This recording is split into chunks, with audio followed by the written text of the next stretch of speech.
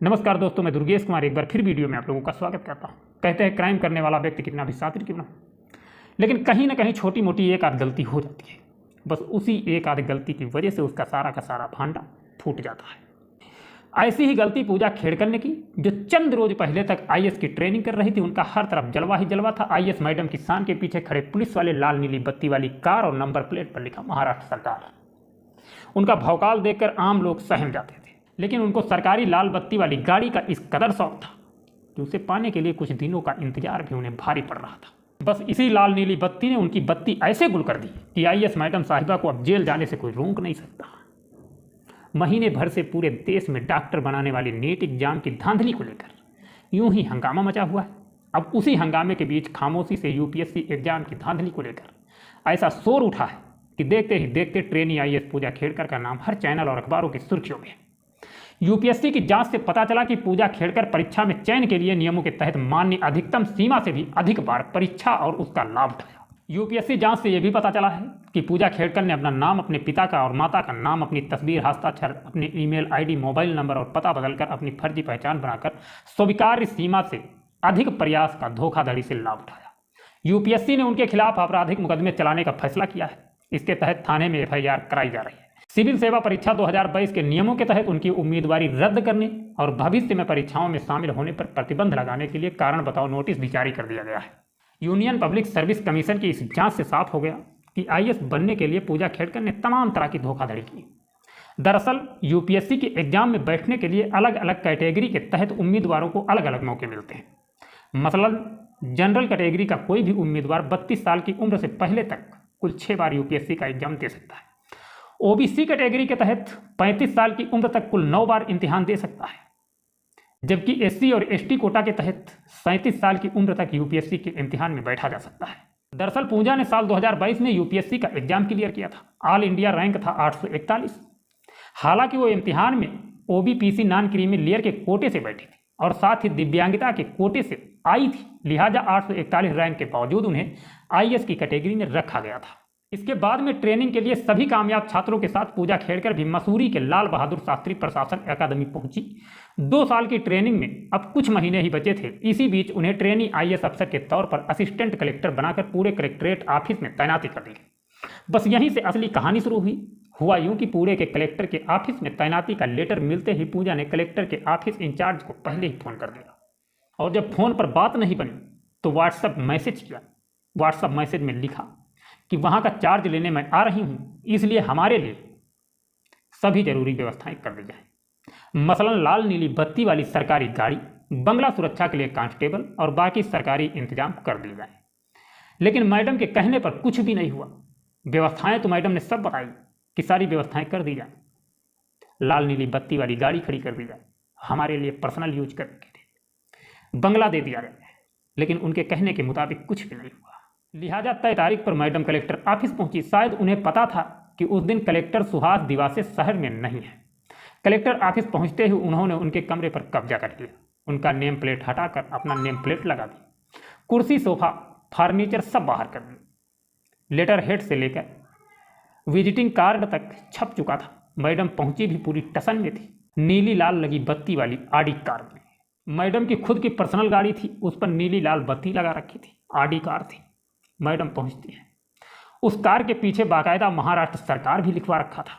अब यहां तक तो ठीक था, लेकिन अगले दिन जैसे ही कलेक्टर साहब दफ्तर पहुंचे, अपने ही कमरे का मंजर देख उनके होश उड़ गए। पता किया तो मैडम के बारे में उन्हें पता चला। अब वो इस बात से हैरान थे कि एक ट्रेनी आईएएस अफसर सीधे कलेक्टर का चार्ज कैसे ले सकती है। बात और शिकायत मुंबई में बैठे चीफ सेक्रेटरी साहब तक पहुंची। जांच हुई तो पता चला कि शिकायत सही है। आनन फानन में मुंबई से नया आदेश निकला और मैडम को पूरे से वाशिंग ट्रांसफर कर दिया गया। यहां मामला अब भी दब गया था, लेकिन अब मैडम के साथ जो कुछ भी कलेक्टर ऑफिस में हुआ था वो जानकारी घर तक पहुंच गई। मैडम की मम्मी को भी गुस्सा आ गया। कुछ लोकल अखबारों में बेटी की तस्वीर और खबर भी छप चुकी थी। मैडम की मम्मी अब मीडिया को ही धमकाने लगी। अब मीडिया भी कहाँ अदब से पेश आने वाला था। खोद कर मैडम की मम्मी की चंबल की रानी वाला फोटो और वीडियो ढूंढ कर निकाला, जिसमें वो हाथ में पिस्टल लहराते हुए किसी को धमका रही। ये मामला और भी तूल पकड़ गया। अब मम्मी के बाद बचे पापा, तो पता चला कि बेटी की तरह पापा दिलीप खेड़कर भी कभी आईएएस अफसर थे। नौकरी से रिटायर होते होते 40 करोड़ से ज्यादा की संपत्ति के मालिक बन बैठे। इतना पैसा आया था तो सोचा कि सत्ता का सुख भी भोग लो, इसलिए अभी इसी साल हुए लोकसभा चुनाव में भी कूद पड़े। चुनाव तो हार गए, पर चुनाव के दौरान चुनाव आयोग को सौंपी संपत्ति का ब्यौरा अब खुद उनके साथ साथ उनकी आईएएस बेटी के गले पड़ गया।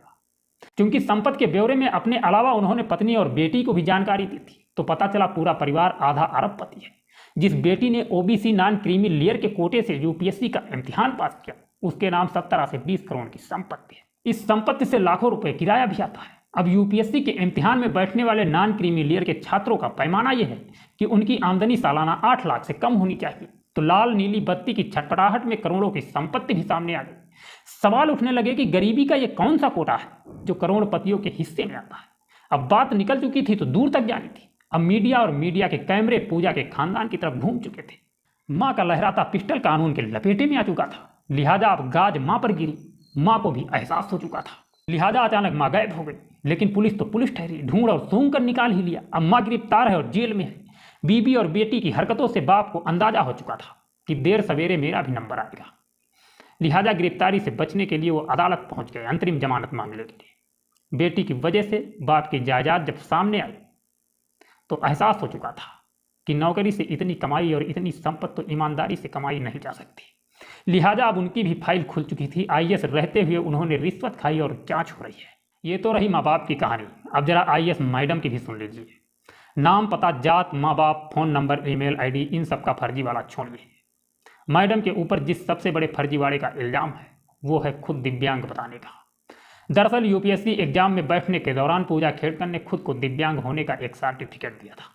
इस मेडिकल सर्टिफिकेट के मुताबिक उन्हें मानसिक दिक्कत है और नज़रें कमजोर है, रोशनी जा रही है। मानसिक दिक्कत के बारे में उन्होंने बताया कि उन्हें चीज़ें याद नहीं रहती। यूपीएससी में ऐसे छात्रों के लिए बाकायदा दिव्यांग कोटा होता है। यहाँ तो मैडम पूजा के पास कोटा का दो हथियार था, एक ओबीसी नॉन क्रीमी लेयर का हथियार और दूसरा दिव्यांग का हथियार। इन दोनों हथियारों के बलबूते पर उन्होंने यूपीएससी का इम्तिहान क्लियर किया था और 2022 में ऑल इंडिया रैंक 841 के साथ आईएएस बन गई। हालांकि रिटर्न और इंटरव्यू को मिलाकर पूजा के जो कुल नंबर आए थे, अगर वही नंबर किसी जनरल कैटेगरी के स्टूडेंट का होता तो सवाल ही नहीं था कि वो इम्तिहान में पास कर पाता। आईएएस बनते ही मैडम अब मसूरी पहुंच गई, ट्रेनिंग शुरू हो गई। लेकिन यूपीएससी के भी अपने कुछ कायदे कानून होते हैं। यूपीएससी चाहता था कि पोस्टिंग से पहले पूजा दिव्यांगता के अपने सारे रिपोर्ट सौंप दे। इसके लिए यूपीएससी ने बाकायदा एम्स में उनकी जांच कराने का फैसला किया। ये रूटीन जांच है। यूपीएससी सिर्फ सरकारी अस्पतालों की रिपोर्ट को ही मानता है। इस रिपोर्ट के जरिए इस बात की तस्दीक करना चाहता था कि पूजा क्या सचमुच मानसिक बीमार है और उनकी नज़रें कमज़ोर हैं। पूजा के मेडिकल टेस्ट के लिए यूपीएससी ने कुल 6 बार एम्स में डॉक्टरों से अपॉइंटमेंट लिया था, लेकिन वो हर बार बहाना बनाकर टेस्ट से बचती रही। पहली बार 22 अप्रैल 2022 को उसे टेस्ट के लिए कहा गया, लेकिन पूजा खेड़कर ने कोरोना का बहाना बनाकर जाने से इनकार कर दिया। इसके बाद 26 मई 2022 को दूसरी बार एम्स में जाने को कहा गया, वो तब भी नहीं गई। फिर 1 जुलाई 2022, 26 अगस्त 2022, 2 सितंबर 2022, 25 नवंबर 2022 को भी टेस्ट के लिए एम्स जाने को कहा गया। इस दौरान उसका एमआरआई भी किया जाना था ताकि ये पता किया जा सके कि उसकी रोशनी जाने की वजह क्या है। लेकिन वो बार बार यूपीएससी के कहने के बावजूद टेस्ट के लिए गई ही नहीं।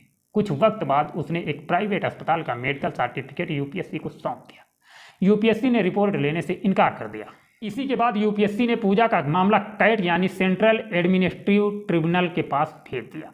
कैट ने भी पूजा की दिव्यांगता को लेकर प्राइवेट हॉस्पिटल के मेडिकल सर्टिफिकेट को मानने से इनकार कर दिया।